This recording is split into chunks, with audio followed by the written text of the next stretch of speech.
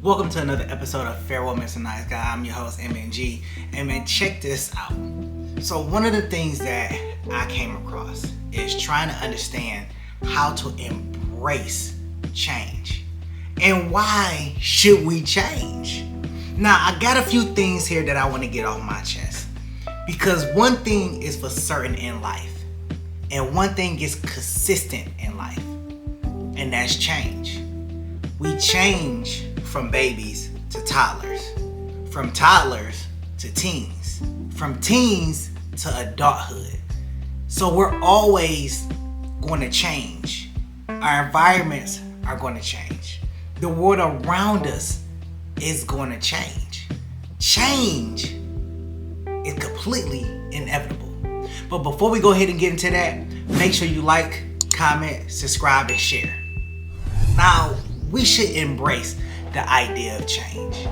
It's because it's the one thing that is constant in our life and we can avoid it.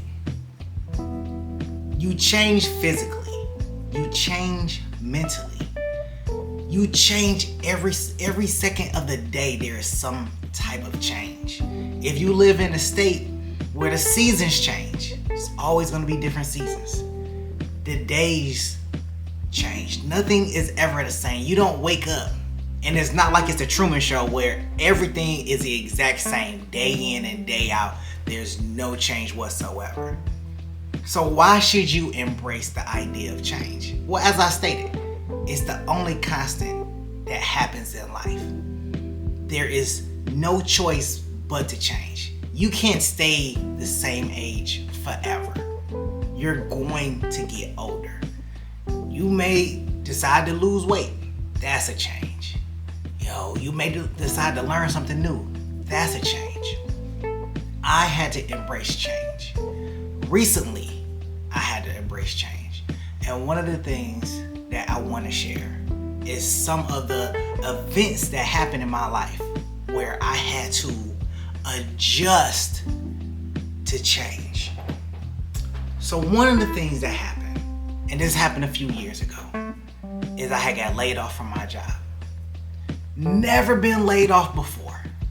And it was all these rumors about the layoffs coming, and it was going to happen, and it was going to happen to the group that I came in with, which, mind you, it was 13 of us, and we were in the union environment, and all of them kept saying that we were going to get laid off, and we wasn't going to possibly not get our jobs back. Well, if we do get a call back, we're going to get a call back at a lesser position from which we were promoted to. So if you're promoted to a new position, what happens is they bring you in at a lower position from where you came from. And I can imagine during that time and still remember and feel the desperation, the anger, the frustration that was happening. And it was just a whirlwind because it was coming very, very quickly. And at that point, I had to adjust my lifestyle. I had to change and make a better decision for what I want to do with my future. And I could no longer let an organization hold me captive to being another mechanism or another cog in a machine that just helps them generate money and help their organization be successful. So one of the things that I did was I knew that I had to put myself in a better position. Now, granted, I will say that my job had called me back in 30 days. And that was, for me, was a record, because I was like, so y'all laid off all these people, and then y'all just instantly start calling people back. Which was, fine. I was back employed, but for those 30 days, I pulled money out of my 401 to make sure that me and my son was good. And even though I was called back, one of the changes that I went through is I went hard in school. because I was going to school at the time. I was going for my associate's degree, and I went hard, even harder. I didn't focus on trying to get promoted up into the company, because that layoff really made me understand that I was just a number in that organization. I wasn't a person. I wasn't a individual. I wasn't a contributor. I wasn't significant. I wasn't important. My life wasn't important. My lifestyle wasn't important. The fact that I had a son wasn't important. The only thing that was important to that organization was meeting their goals, meeting their deadlines, and not only meeting goals and deadlines, but protecting that bottom line. Now, was it my fault that they were over budget? No. I was an innocent worker, just trying to make a living and move ahead with my life. And it was impossible to do that when you're faced with a termination, when you're faced with a life-altering, involuntary choice to be walked out the door, or given a letter to walk out the door, to not to return, and not knowing what was going to happen in your future at that point in time. So yes, I decided to go hard in school, and I pushed forward in a way where I didn't care how much it was going to cost me, how many loans that I was going to take out to complete this education. I just knew that I had to just keep pushing forward. And I solidified and walked with my associate's degree. And I wasn't laid off again, but I didn't trust this organization. My loyalty for this company had went far left.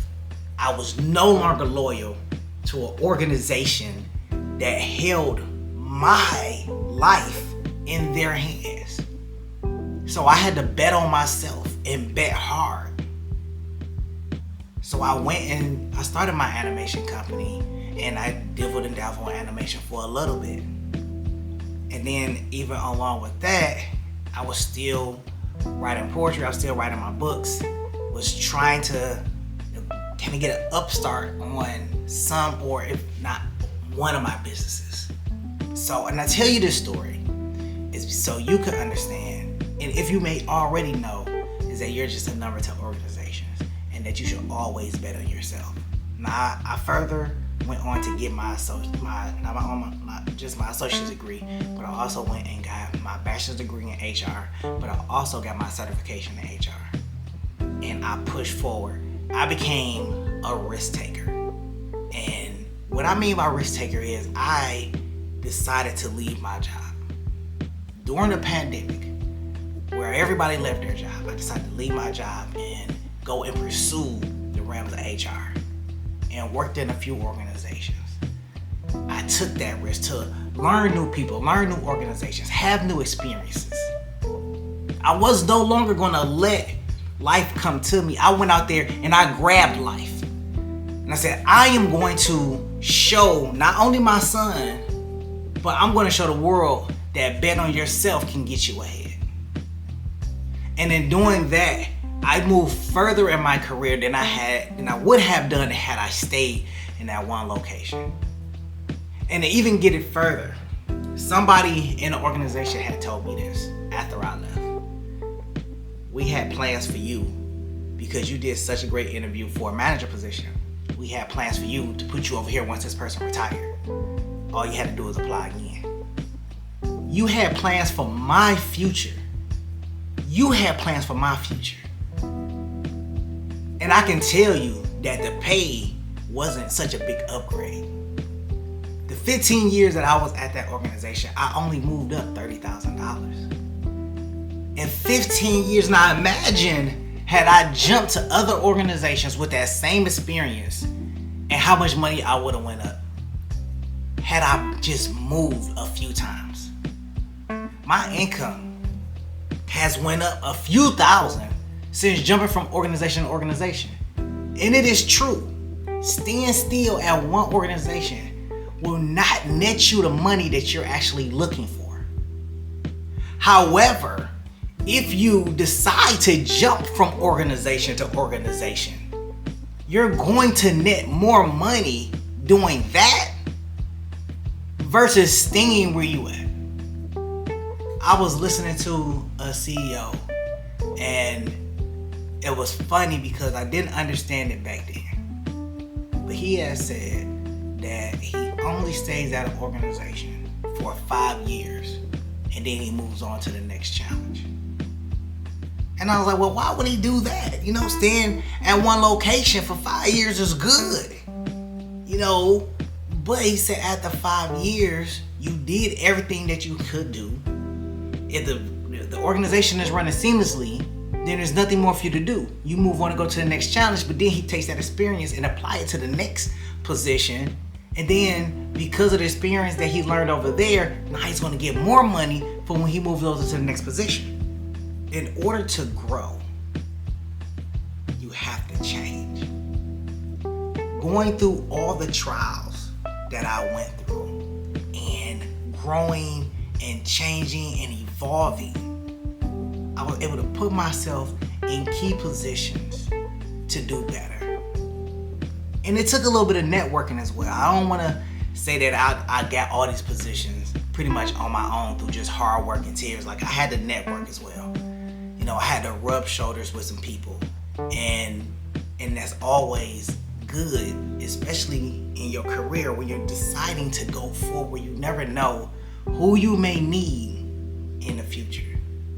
So you don't want to burn bridges in your present when you still may need them in your future. I ran into an old classmate of mine at a job, and I was cool with her then, and I'm cool with her now. So if I ever needed anything, I know I can call on her and she'll be there to assist. We won't have any, there won't be any hurdle that I would need to cross or anything that I need to be informed of because I have that relative connection. So networking is always great. You don't always want to burn bridges where you're at, and you always want to leave on a good note as much as possible. Sometimes you can't.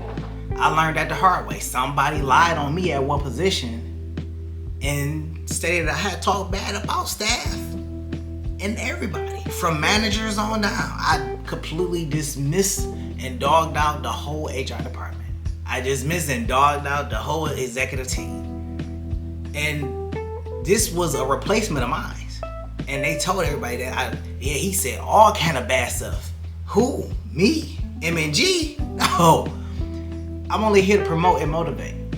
I don't have to talk bad about people, because those people that supposedly I had talked bad about, they'll show their own true colors. I don't have to talk bad about them. They'll show their own true colors. I'm going to say great stuff about them because they have done great stuff. They was great to me. And with all relationships, there's always going to be something that you like and dislike of a person. And that's just how relationships are. As you grow and you evolve and you get to know people, you're going to have those issues. So in that sense, the best thing that you can do is to say nice things about them when you do have a replacement. I was in a great position to meet the replacement. I was a recruiter at one company, and I was able to meet the replacement that was taking my place. And I told them great things about the place. Now, when people ask me, as a recruiter, well, how's the environment there? I just be honest with them. I say, it's a great environment. It's great perks here. We do a little bit of this, we do a little bit of that, but it's just like any other organization. You're going to have your ups, you're going to have your downs. No place is perfect. Not one. And I like to be, when I was recruiting, I like to be honest and I like to be real. That's my personality, 100%. I'm going to be real with you. If you ever had the pleasure of interviewing with me, I'll be real with you and tell you 100% what you're going to expect. And when you get there, you already know what you're walking into. Every organization has their ups and they have their downs. The reason why I talk about ups and downs, or the reason why ups and downs are so significantly important, is because throughout my career, throughout my life, even especially as a father, I've had my ups and downs. And I had to grow through those ups and downs. And it has been some pivotal things that I've learned along the way, that I learned from people, that I have learned from experiences. And one thing I can say is that through change, you find growth. And through growth, you find clarity. I'm gonna say that for you again. Through change, you find growth. And through growth, you find clarity. Because as things in your life change, and as you learn from those experiences and you grow, you find clarity on the things that you deal with in life. And I have learned a few things in being in management and being in HR and just understanding some of the things that happen in this world. And it even pertains to being a father. A few situations just on the father aspect is being able to communicate with my son's mother. Now, it's not always great communication. It's not always she's gonna adhere to the advice that I'm giving her. She's going to actually pay attention to what I'm telling her. None of that. Sometimes I have to understand that what our relationship is me being the primary parent, she being the secondary parent. And by her being the secondary parent, she's the fun parent. She's a parent that has the money to do the fun stuff and doesn't have to be the disciplinarian and don't have to do any of that stuff. And in realizing our dynamic of a relationship, I have to understand that I can't get frustrated at the things that consistently occur since I got custody of my son. And it never changed. In relationships, sometimes change is not constant.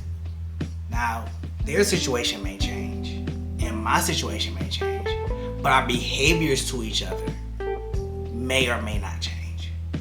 And sometimes your behavior towards them could change, but for them, it's the same as that behavior. You could become a millionaire, you could become a philanthropist, you could become an educator, you could become a lot of different things. But some people will still see you as the same way they seen you the first few years they know you, the first few anything. If I run into any of my old classmates, they gonna say, "MG, you still an asshole." And it's like, well, no, I'm kind of grown out of the asshole phase. I don't try to get smart with you. I try to have more meaningful and thoughtful conversations with people, but they don't see the change. They don't recognize the change because the only thing that resonates with them is the familiarity of, dang, you act the same way you did in high school. You haven't changed a bit. Now, I didn't get any taller since high school. Actually, I've got not smaller, but I'm in the same height since high school. So that has still been the same. There's no change there whatsoever. But here's my advice to you. Change equals growth. Provides clarity. We must change and evolve to become better. We must change and evolve to have more clarity on the situations that are around us. To be informed is to know change. So if you're informed, you know how to react to a situation and change your perception on how you're going to handle it. You're going to change your approach. A lot of people, some people, can't change. They refuse to change. I was having a conversation with my dad, and I was explaining to him the idea of change and how he can change his behavior. He can change his actions. He can change his approach.